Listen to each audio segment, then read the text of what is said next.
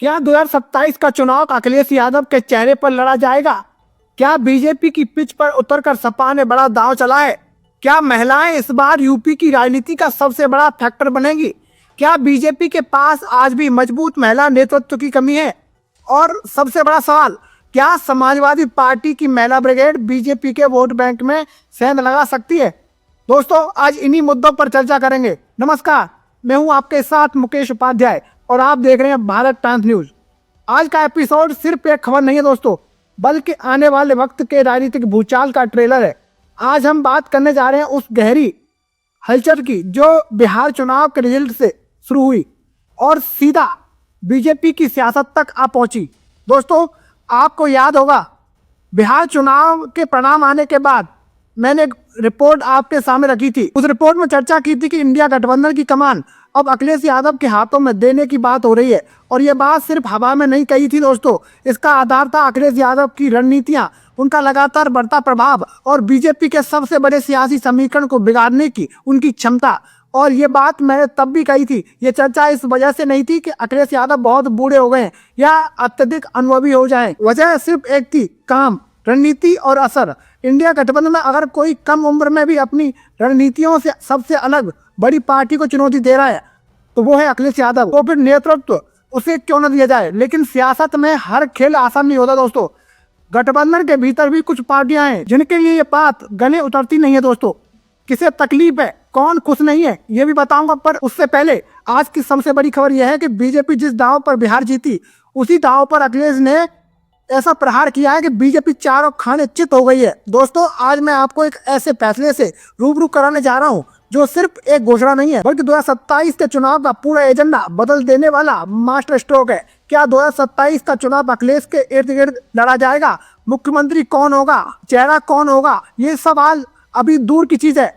एक और बात साफ है दोस्तों, 2027 का चुनाव किस मुद्दे पर लड़ा जाएगा ये अखिलेश यादव ने अभी से सेट कर दिया है। और ये मुद्दा है नारी शक्ति, महिला सम्मान, आदि आबादी का प्रतिनिधित्व। और इस बार समाजवादी पार्टी की महिला ब्रिगेड मैदान में उतरने जा रही है। दोस्तों, चलिए ये भी जान लेते हैं ये महिला ब्रिगेड कौन है, क्यों बीजेपी बेचैन है। दोस्तों, आपने कई बार बीजेपी नेताओं को मंच पर महिलाओं का सम्मान, नारी शक्ति, बेटी बचाओ बेटी पढ़ाओ जैसी बातें करते हुए सुना होगा। लेकिन मैदान में जब उनके ही नेता धाकड़, मनोहर धाकड़ और रेवन्ना जैसे लोगों का बचाव करते हैं, तब इन बातों की हवा निकल जाती है। महिलाओं के सम्मान की बात है जब याद आती है तो जब मंच पर लफाजी करनी होती है, लेकिन जमीनी स्तर पर कोई भी बड़ा स्टैंड नहीं लिया, कोई आवाज नहीं, कोई कार्रवाई नहीं। अब आते हैं असली खबर पर दोस्तों, बिहार रिजल्ट के बाद अखिलेश ने बीजेपी की पिच पर दांव चला। बिहार चुनाव में बीजेपी ने महिलाओं के नाम पर जो योजना लागू की, उसी की तर्ज पर अखिलेश यादव ने एक ऐसा कदम उठाया है जिससे बीजेपी के अंदर बेचैनी साफ दिखाई दे रही है। सपा ने अपनी महिला सांसदों, जिसमें डिम्पल यादव, इकरा हसन और प्रिया सरोज की तस्वीरें साझा की हैं। लेकिन ये तस्वीर नहीं है दोस्तों, ये एक संदेश है। अखिलेश यादव ने इस तस्वीर के साथ लिखा, नारी शक्ति का विकास कहने से नहीं, उन्हें सच्चा नेतृत्व देने से होता है। पीडीए में आदि आबादी का सम्मान और समृद्धि हमारा संकल्प है और इसी के लिए हम लाएंगे स्त्री सम्मान समृद्धि योजना। दोस्तों, ये तस्वीर, ये संदेश, ये महज पोस्ट नहीं है, ये 2027 के चुनाव का खाका है। दोस्तों, ये बीजेपी का पिच नहीं है, ये बीजेपी के पिच का जवाब है। बीजेपी ने बिहार चुनाव जीतने के लिए महिलाओं के नाम का इस्तेमाल किया, योजना बनाई, पैसा दिया। लेकिन एक बात साफ है, चुनावों के बीच पैसा खाते में नहीं जाना चाहिए। चुनाव आयोग के नियम यही कहते हैं, पर चुनाव आयोग ने तब चुप्पी साध रखी। अब उसी गेम का जवाब समाजवादी पार्टी अपने अंदाज में दे रही है, लेकिन पैसे बांटकर नहीं, बल्कि नेतृत्व देकर, अधिकार देकर, एजेंसी देकर। इसके अलावा सपा महिलाओं के लिए एक ऐसी योजना लाने जा रही है जो महिलाओं को आर्थिक रूप से खड़ा करेगी और दोस्तों सीधे सीधे बीजेपी के मैदान में घुसकर खेल बदलेगी। तो दोस्तों, चलिए अब बात करते हैं बीजेपी की महिला ब्रिगेड बनाम सपा की महिला ब्रिगेड। अब जरा एक सवाल पूछिए खुद से दोस्तों, बीजेपी के पास कितनी मजबूत महिला नेता हैं? कितनी ऐसी महिला नेता हैं जो मंच पर जाकर बोल सकें, सवाल उठा सकें और जनता की आवाज बन सकें? नाम बताइए, गिनकर बताइए, क्योंकि जो चेहरे आप देखते हैं उनमें से आधी तो अन्य पार्टियों से आयात की गई हैं। और दोस्तों, बाकी जिनके पास असली पावर है वे सिर्फ बयान देने तक सीमित हैं।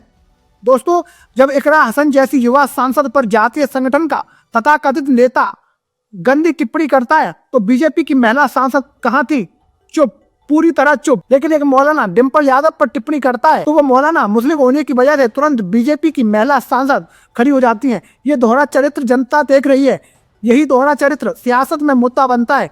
इसलिए दोस्तों अब होगा हिसाब एक एक टिप्पणी का, एक एक बयान का। और याद रखिए दोस्तों, उत्तर प्रदेश में डिम्पल यादव, इकरा हसन, प्रिया सरोज, ये तीनों नेता सिर्फ चेहरे नहीं बल्कि मजबूत राजनीतिक संकेत है।